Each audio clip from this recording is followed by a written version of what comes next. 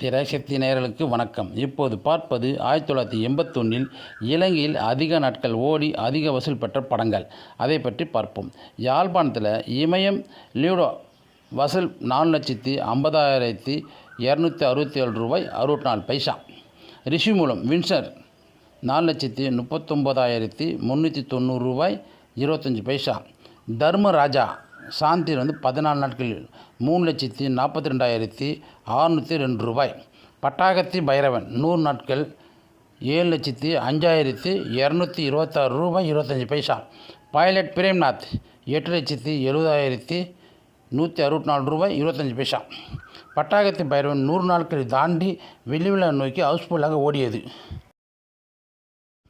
1970-80 காலகட்டத்தில் நடிகர் திலகம் சிவாஜி கணேசன் நடிக்கும் படங்களின் நடிப்பையும் தாண்டி அந்த கதாபாத்திரத்திற்கு உயிரூட்டியிருப்பார்.